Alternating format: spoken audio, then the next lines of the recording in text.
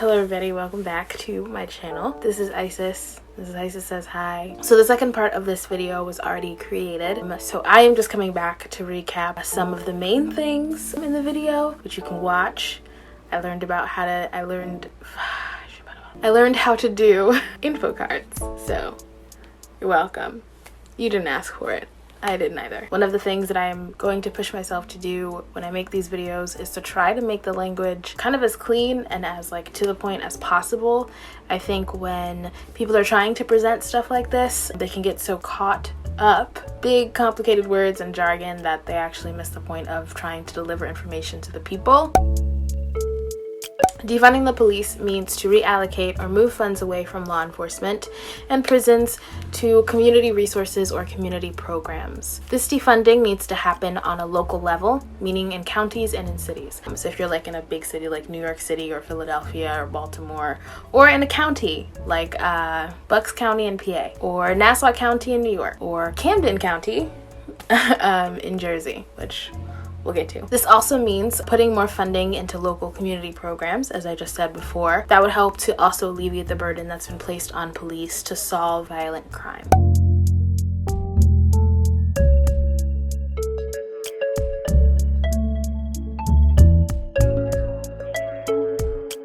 If you believe Black Lives Matter, you should probably be for defunding the police. I also talked about some main arguments for defunding the police. The first point was they are unable to handle calls for service, meaning they're called to handle situations that are not alike their police training, and police aren't as successful solving violent crime. The video cut off when we were talking about police reform, and I'll just kind of put a little bit more of the snippet before we go into what it cut off at. But we did talk about politicians wanting to banning warrior style training or fear-based training, which I will define yet again. In that way, also talking about how some of these efforts haven't worked. And then we also are kind of started to talk about body cameras and how advocates hoped that it would be a way for police officers to be held more accountable, particularly after Michael Brown. I think we all know about body cameras and what happened to that kind of reform. In case you don't, I'll tell you. Past Isis will tell you. I hope you enjoy. After a white officer shot and killed Michael Brown in Ferguson in 2014, for instance,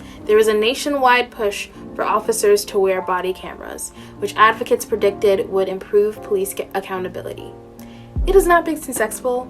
As we all know, it has not been successful. Why can't I say these words? Come on. An extensive study of more than 2,000 police officers published in 2017 found that the body cameras had almost zero effect on deterring officers from acting with unnecessary force. And as evidenced by the recent police shooting of David McAtee, I am so sorry if I am mispronouncing that, officers can simply turn off their cameras. Another example of police reform is that the NYPD banned chokeholds more than 2 decades ago, which didn't stop Officer Daniel Pantaleo from holding Eric Garner in one until he stopped breathing. Another reason reforms haven't worked, advocates say, is police unions. The purpose of police unions is to win members better salaries and benefits and to protect their job security, specifically by pushing for safeguards against investigation, discipline, and dismissal. These protections can make it difficult for police chiefs to manage their forces effectively and can allow a few bad officers to act with impunity, poisoning an entire organizational culture in the process. So much research has been done into police unions, it's insane. I suggest you guys to Google it, read about it yourself. BuzzFeed News notes that police collective bargaining agreements protect even the most violent officers from oversight groups like civilian review boards and police internal affairs departments. I didn't know about this. Essentially, yeah, that kind of makes these things that are put in place to hold police accountable, they can't really do much. While Minneapolis Police Mayor Jacob Frey banned warrior training, the Minneapolis Police Union has openly defied the ban and now offers the fear-based training valued at $55,000 to any officer who wants it for free. Police unions, which wield great political power, also push back against criminal justice reform that would promote transparency and accountability. Amid the protests, the pressure has mounted within unions that represent police officers, notably the AFL-CIO, which if you don't know, the AFL, I think American Federation of Labor? I don't know if that's correct. But the AFL has been around for like decades. I think probably since like the 1900s, if I'm not mistaken. 1900s, 1920s. They've been around for a very long time. That's why they're mostly included in here. To expel all police affiliates, many of those putting pressure on the unions to also support defunding. Is there a good example of defunding the police? One decently good example is in Camden, New Jersey. Camden is home to roughly 74,000 residents. It's just across the Delaware River from Philadelphia and was a thriving manufacturing hub in the early 1900s. By the turn of the century, the city was in steep decline and suffering from a population exodus. In 2010, Camden was considered one of the most dangerous cities in America. They had about 175 open-air drug markets, a high violent crime rate, and a police department that had a $14 million budget deficit, laying off half of its police force. This led to half of the arrests being made. After a while, residents decided to give up calling police for minor crimes. The police department also had a reputation for bad cops. Of the 37 excessive use of force complaints, not one has been clearly proven or disproven. And in 2010, 5 officers in the department were charged with evidence planting, fabrication, and perjury, overturning 88 convictions. Because of this corruption, lawmakers pushed to rebuild the city and town services, recreating a police force that was instead county-led. There was already a state statute that allowed counties to create police departments that towns can decide to opt into. This also meant that unions wouldn't exist. A group of Camden residents who were uncomfortable with this idea submitted a petition, Stop the Disbandment, with the goal of placing the issue on the ballot in 2012.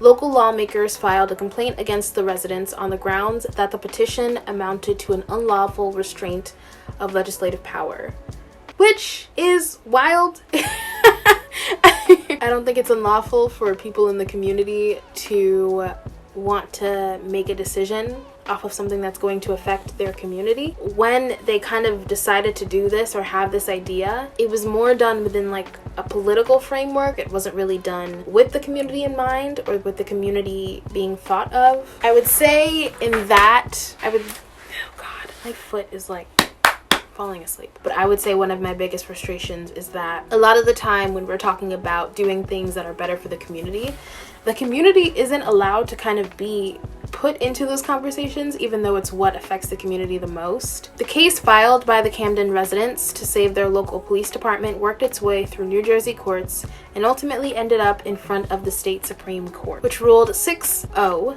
in favor of the residents in 2015. But it was too late. Camden County Police Force had been created in 2013 and by most accounts was a success. So the Camden City Council approved resolutions that eliminated the city police department and established a new one under county control. The remaining city cops were all laid off and had to reapply to work with the county under less generous non-union contracts. And so what that meant is, as we have talked about before, a lot of the reason that a lot of police departments have huge budgets, it's because of the police unions. And so the police unions always are fighting to give the officers a higher salary or a higher pension. Because those police unions didn't exist, they didn't have higher benefits or higher salaries the way that police officers would have if they were a police officer in a union.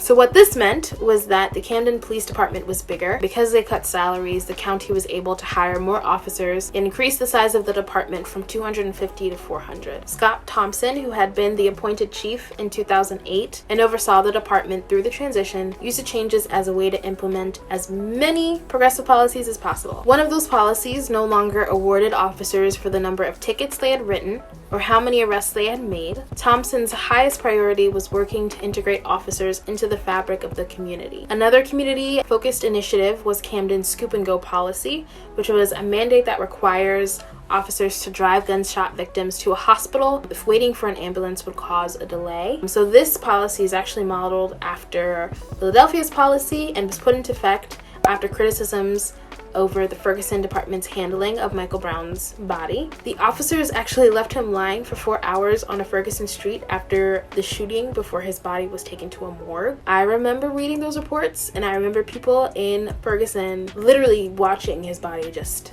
lay there. And I've always thought that officers getting awarded for tickets, I didn't know they could get awarded for arrests, which is wild to me, but getting awarded for tickets, I always thought that was like a weird conspiracy theory. I didn't know that was actually something that happens in police departments. Since police unions didn't exist, Thompson was able to do things more quickly instead of arguing with the police union over contracts and virtually any type of managerial decision. So the department implemented a use of force guidebook developed with New York University's policing project, which has gotten the seal of approval from both the ACLU and the Fraternal Order of Police. Which, let me tell you, I was surprised that they have a use of force guidebook that the ACLU and the Fraternal Order of Police agree on, because if you don't know the Fraternal Order of Police, you should, but that was wild when I read that. The rules outline when deadly force can be used, and officers are required to intervene if they see another officer violating the rules. So one thing that I wonder about is, in a lot of police union contracts, even if a police officer gets fired in their department, they can get rehired to any other kind of police department wherever they go to. So I do wonder how that works with the police officers who aren't unionized. I wasn't able to really find that out, but I think the reason I probably wouldn't be able to find that out is because really only 1 or 2 cities kind of have started to implement this. So this is foreshadowing.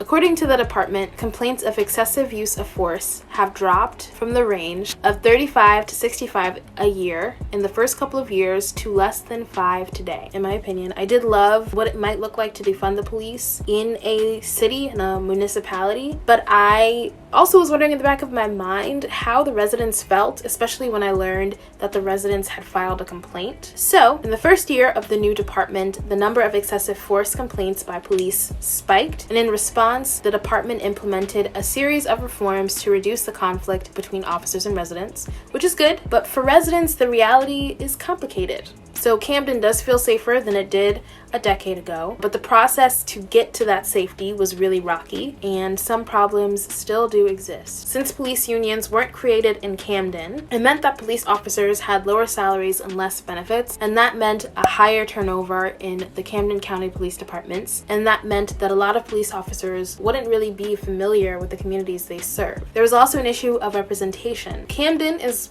mostly black and brown, but the police department in Camden County is nearly half white. So while a lot of Camden County, police officials do agree they can only do so much within the current state civil service requirements, those kind of requirements, give them a list of eligible officers that they can choose from. That's just from people all over the state, and that includes those from whiter, wealthier northern parts. So one of the huge criticisms that I didn't even think about but makes sense is that people who do public service to low-income communities or communities of color, a lot of these people are white, and a lot of these folks don't even live within those communities. Actually understanding the system, understanding the people, the residents, understanding the dynamics in general. And it's a huge criticism because you cannot give and protect a community, you cannot serve a community well if you don't even live there. So going back to my foreshadowing point, there is a lot of criticisms, I'm assuming from a lot of people who are kind of researching the data on Camden, who talk about Camden's failure to post any data online after entering into a federal partnership under the Obama administration to track and improve policing. Camden was one of 21 cities selected for the federal program, and it is the only one that hasn't posted any data yet. So a lot of the research that I have seen researching Camden has been at least 3 to 4 years old, so I'm still going to assume that they haven't kind of posted any data yet. But this is one of kind of the criticisms is, according to the department, things have improved. According to the residents, yes, things have improved, but not really. Apparently there isn't even any data to even see if those things have improved, because Camden County Police Department hasn't actually put that out themselves, even though that's definitely what they're supposed to be doing. I would say, based off of my research for Camden, that it is a good kind of starter. But one of my biggest criticisms, and I do that for literally all lawmaking bodies, they didn't include the residents. You can't say, oh, we're gonna disband the police and expect Camden people. You're not gonna get a good response from them. And I don't blame Camden residents for being angry and filing that complaint, especially if the response from the lawmakers is to file a complaint on the residents that filed a complaint. That doesn't help. I don't know if it's because you don't think that they're very intelligent, but you're not gonna do good work if you don't listen to the people who live there. And so some states and cities are taking away millions of dollars to fund minority communities, or funding recreational centers, trauma centers, and are making loan forgiveness programs for Black-owned businesses. That's listed in Rashawn Ray's article. It'll be in that link all the way to the bottom because we're reaching the end of the video. Others are removing officers from schools. I like how they call them school resource officers. They're police officers in schools. If you didn't know I'm Black, most Black people live in Black and brown communities and go to Black and brown schools. I had a police officer in my school district. I think we only had one. Everybody knew her. She was so sweet and so nice. But it doesn't negate from the fact that having a police officer in a school is really just not okay. So that is all. This is a very long video. I cannot believe I talked for almost an hour. You're probably not gonna see most of this. Watch it be like 15 minutes.